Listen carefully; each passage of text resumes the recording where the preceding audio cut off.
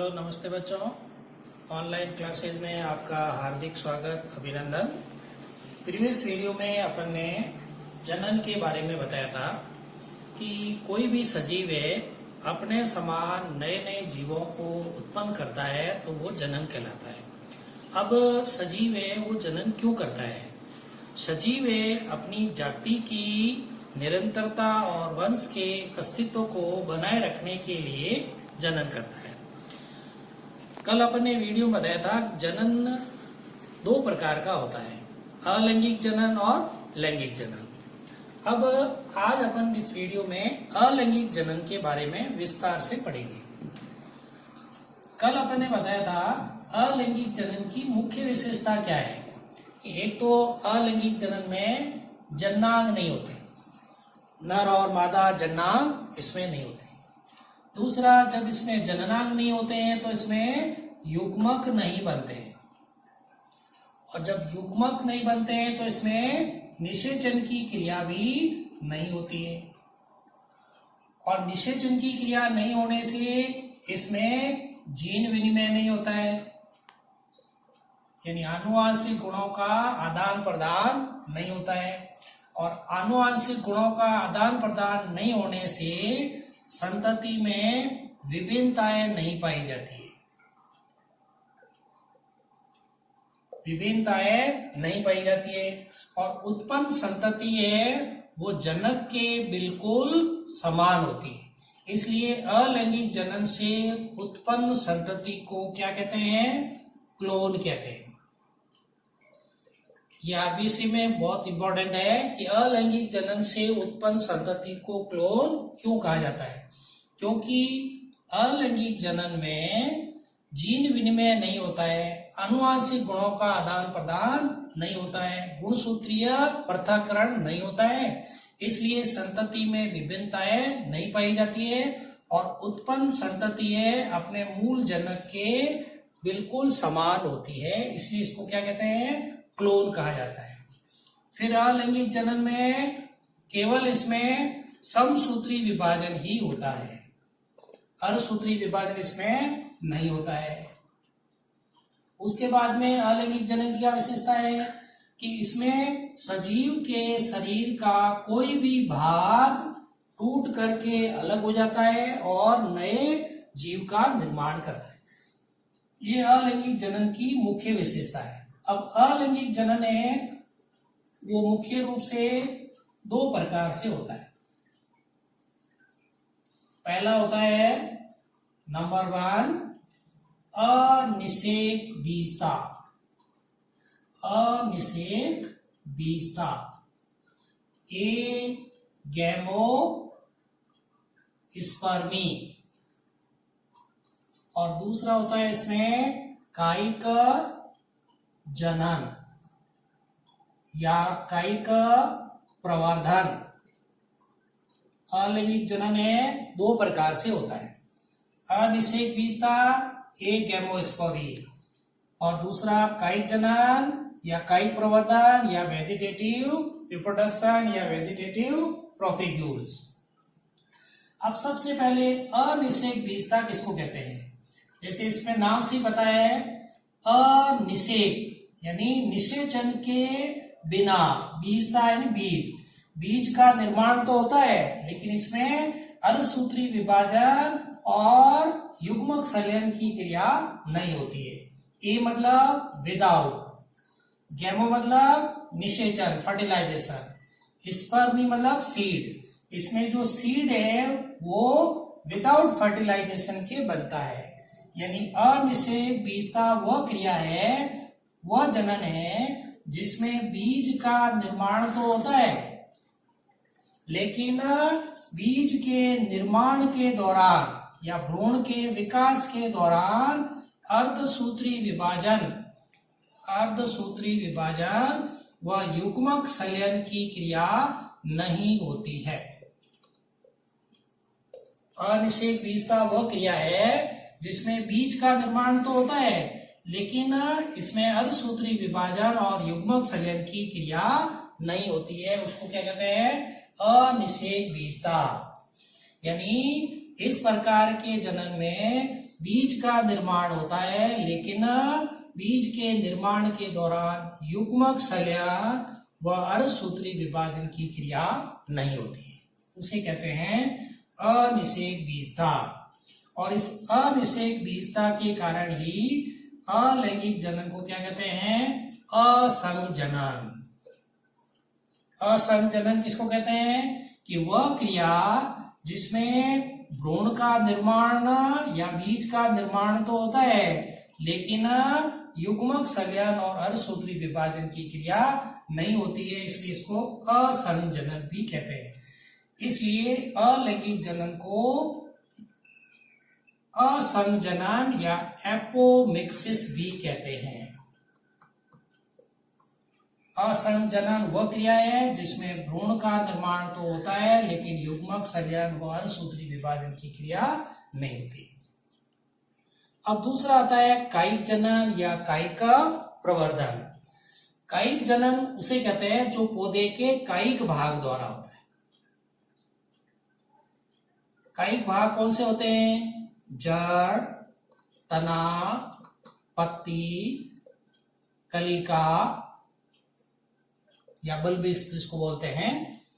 जड़ यानी मूल, तना यानी स्तंभ, पत्ती यानी पर्ण, कलिका यानी पत्र प्रकलिका, रूट, स्टेम, लीव्स और बल्बिस, ये इसके कायिक भाग कहलाते हैं।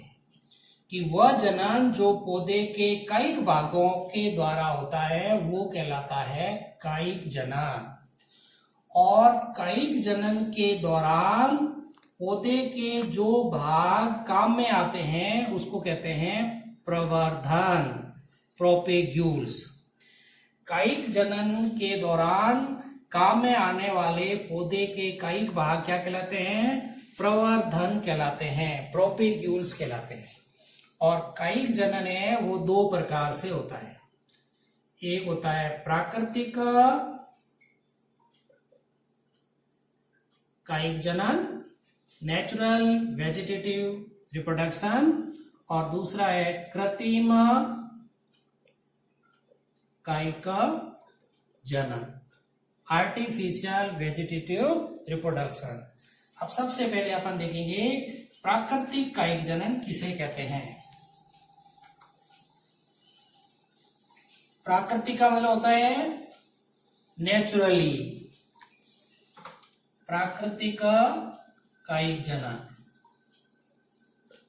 यानी वो जनन जो पौधे के कायिक भागों की मदद से प्रकृति में अपने आप होता है, स्वतः ही होता है। कि वह जनन जो पौधे के कायिक भाग, कौन से कायिक भाग है? जड़ है, तना है, पत्ती है, कलिका है, इसके द्वारा प्रकृति के अंदर, नेचर के अंदर अपने आप ही होता है, स्वतः ही होता है, उसको क्या कहते हैं? प्राकृतिक कायिक जनन कहते हैं। और प्राकृतिक कायिक जनन है वो चार प्रकार से होता है। पहला जड़ द्वारा प्राकृतिक कायिक जनन, तने द्वारा प्राकृतिक कायिक जनन, पत्ती द्वारा या पर्ण द्वारा प्राकृतिक कायिक जनन, और चौथा होता है कलिका या पत्र प्रकलिका द्वारा, बल्बिल्स द्वारा। प्राकृतिक कायिक जनन है वो चार प्रकार से होता है, जड़ द्वारा, तने द्वारा, पत्ती द्वारा और कलिका द्वारा।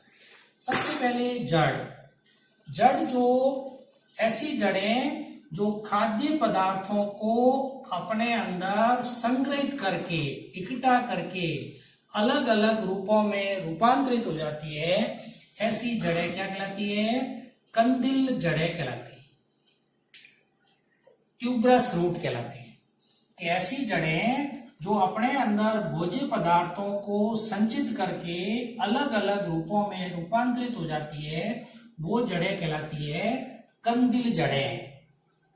और इन कंदिल जड़ों पर पाई जाती है अपस्थानिक कलिकाएं। और ये कलिकाएं वृद्धि करके मातृ पौधे से टूटकर अलग होने पर नए पौधे का निर्माण करते हैं। अब खाद्य संग्रह के लिए रूपांतरित जड़ें कौन कौन सी है? जैसे गाजर, मूली, सलजम या चुकंदर, शकरकंद, डहेलिया, ये सभी जड़ें अपने अंदर भोजन को इकट्ठा करके अलग अलग रूपों में रूपांतरित होती है। जैसे गाजर है, ये कैसी होती है? शंकु रूपी होती है। शंकु रूपी यानी आधार पर चौड़ी होती है, लेकिन ये नीचे की ओर पतली होती जाती है। इस पर क्या होती है? अपस्थानिक कलिकाएं पाई जाती है। जैसे यहाँ पर एक कलिका विकसित हुई, ये वृद्धि करी, टूट करके नीचे गिर गई, नया पौधा बढ़ गया है।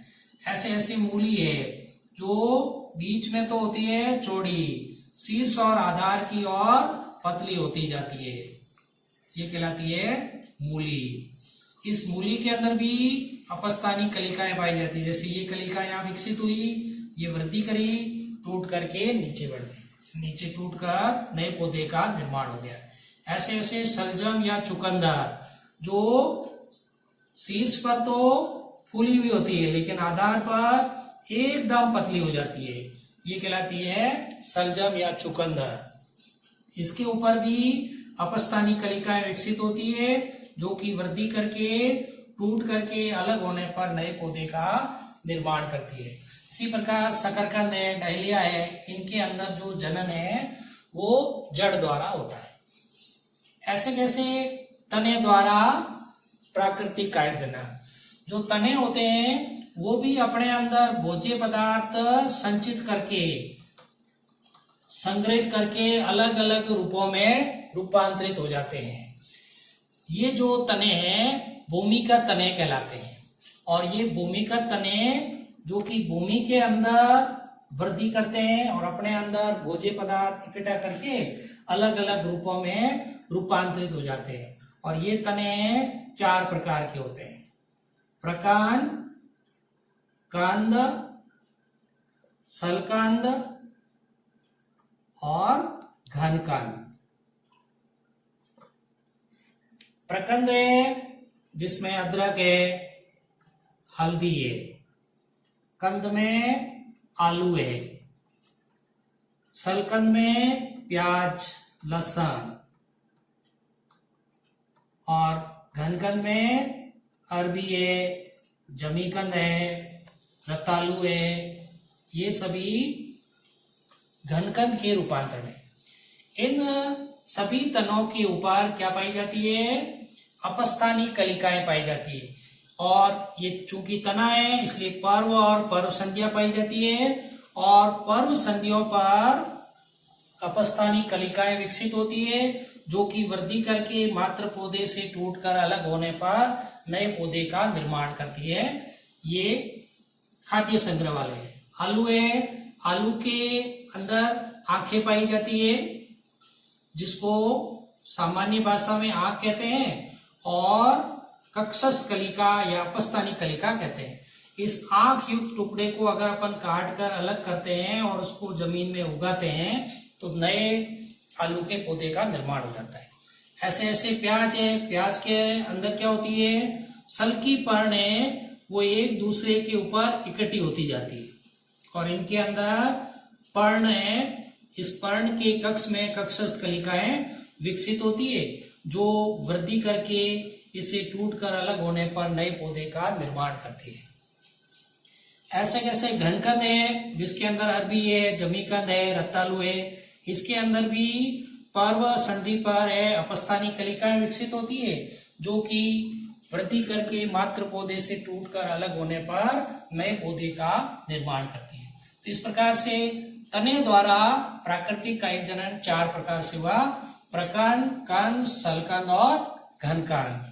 प्रकंद का उदाहरण अदरक और हल्दी है, कंद का आलू है, सलकंद का प्याज और लहसुन है, घनकंद का अरबी और जमीकंद और रतालू है। आज की वीडियो में इतना ही पढ़ेंगे। धन्यवाद।